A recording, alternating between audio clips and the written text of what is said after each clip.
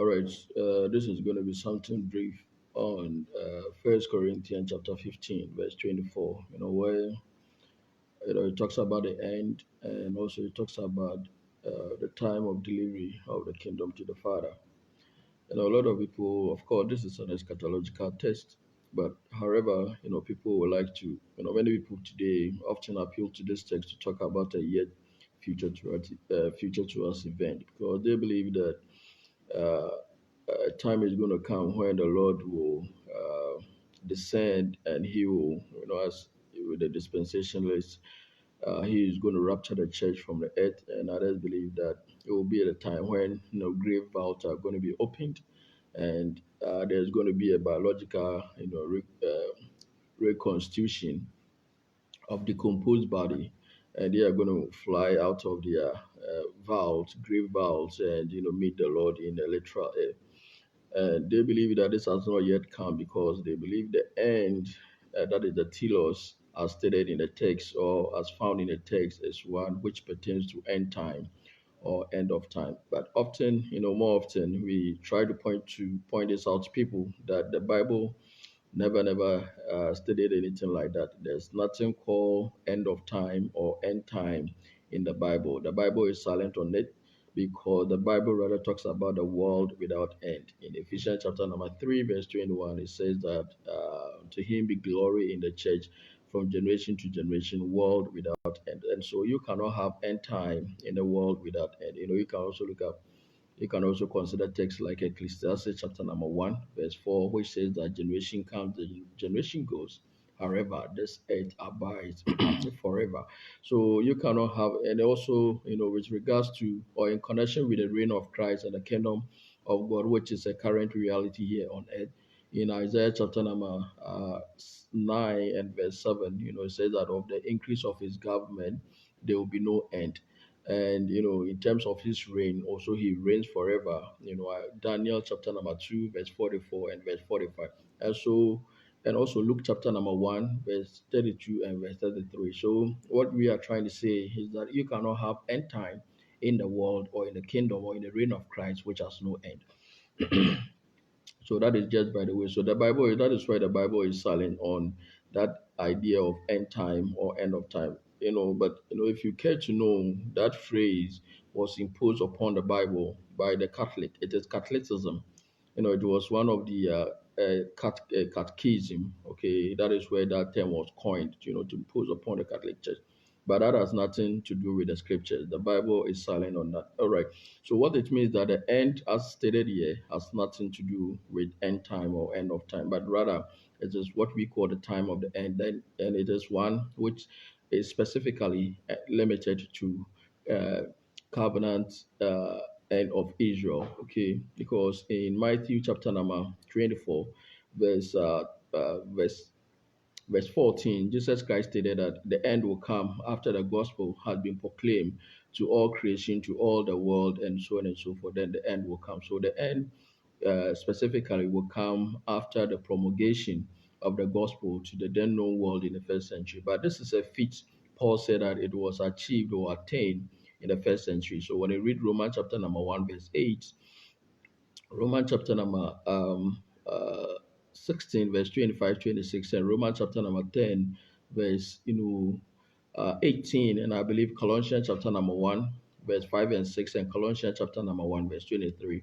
All of this indicate point to the fact that the gospel was preached to all creation, all the world, that is the okumeni, the habitable world in the first century. And so that end within the context was the end which pertains to Israel's last covenant or Israel's covenant end, and which was consummated in 70 AD when their city was destroyed and their temple was overthrown by the Roman army led by Titus. All right, so that is pretty end which Paul had in mind because it is one and the same. But so the end there is not end time, but rather end of Jewish nation. There was an event that was going to take place, at that end when that end, comes. All right, and again, so it says that then comes the end when he delivers the kingdom to God and Father, when he puts an end to all rule and all authority and power. So Now, remember, these were the powers that existed in the first century. They were the Jewish authorities, principalities, and power. These were, the powers in the first century. When you read Ephesians chapter number 6, verse 12, following, Paul talks about the principalities, the authorities, and the what have you. But it says that of the darkness of this age. So it speaks of these principalities and powers as those who were ruling that the age in which he lived in. That was the Jewish age. So we are talking about the Jewish authorities, the Idumean, the Sanhedrins, and what have you. They were the authorities, they were the powers, they were the principalities of that age, of that age, which was called darkness of this age. And we know darkness is one which characterizes Judaism because sin reign or dead reign in sin under that religious system or under the old covenant. When you read Romans chapter number 5, verse 20, following. So that is the authorities, the principalities that we are talking about here. Then the Lord is going to come to put an end to their reign. Okay. Remember, Paul had already warned them, and when he says that their rulership, their authority, their reign is going to come to nothing because the Lord is going to come and put an end to that. First Corinthians chapter number 1, verse 6 to 8. All right. So that is pretty much about that. All right. And so the end there, as I said, is not the end of time. And the world and the word deliver, I believe it's paradidomi, is not to give up the kingdom or abdicate his wife. Jesus Christ was not going to abdicate his wife, okay, for anything, okay.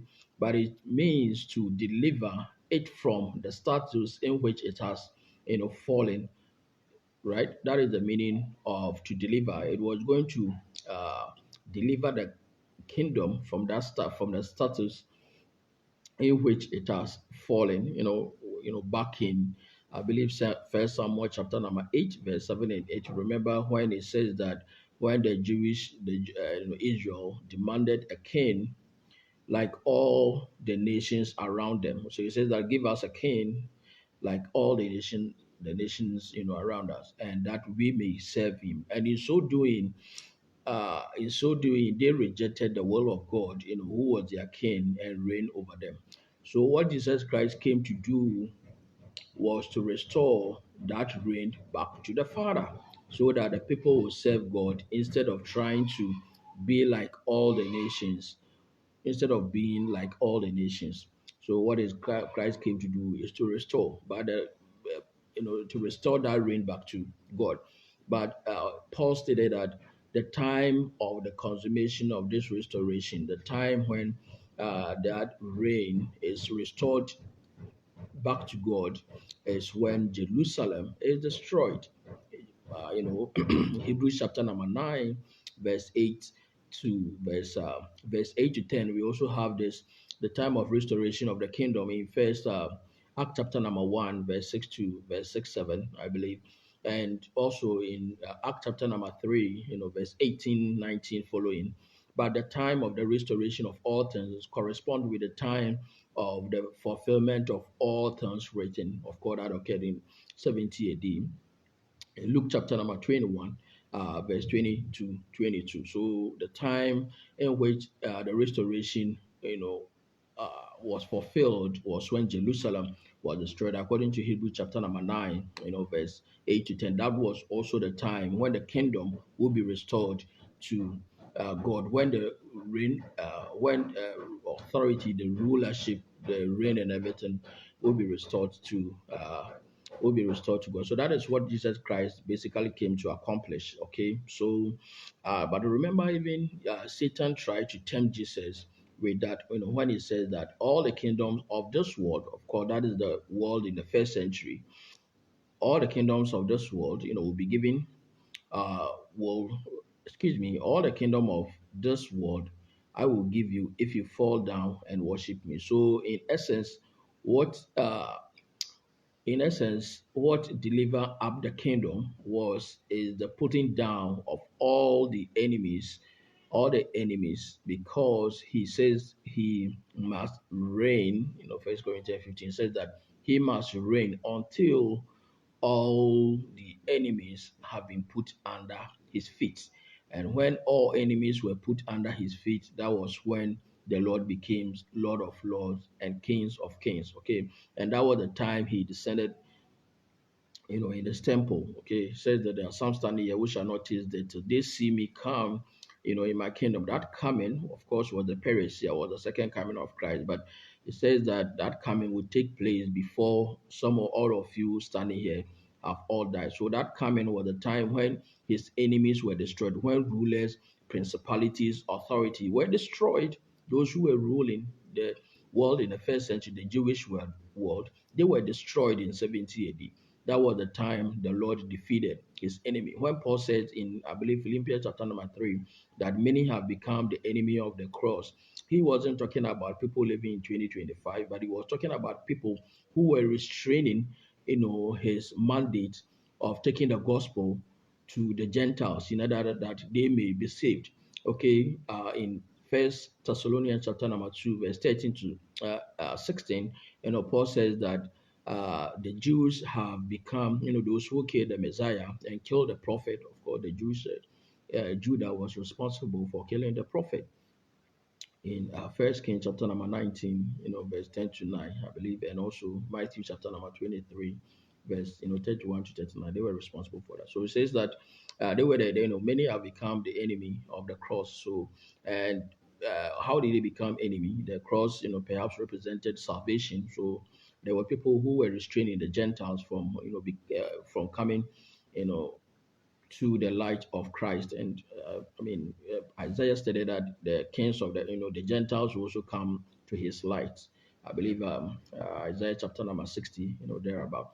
Okay, so there were people who were enemy, who restrained Paul's work, and they became jealous of the Gentiles because they have seen the light. You saw what happened in Acts chapter number 17 when the Gentiles, came to the light of the kingdom. The Jews were jealous, and so they they caused rows, against the church in the first century, in the city of Thessalonica. So they were the enemies, for which the Lord will come to destroy at his parousia, at his second coming. Remember in Second Thessalonians chapter number 1, verse 6 to 8, Paul said that it is righteous for God to destroy or to render tribulation to those who troubles you, the church at Thessalonica. And said, it was the unbelieving Jews who were responsible, for that. So there was going to come a time when the Lord will, put to an end or put under his feet, okay, his enemies. Those were those who were enemies of the cross because they restrain the gospel which brings salvation.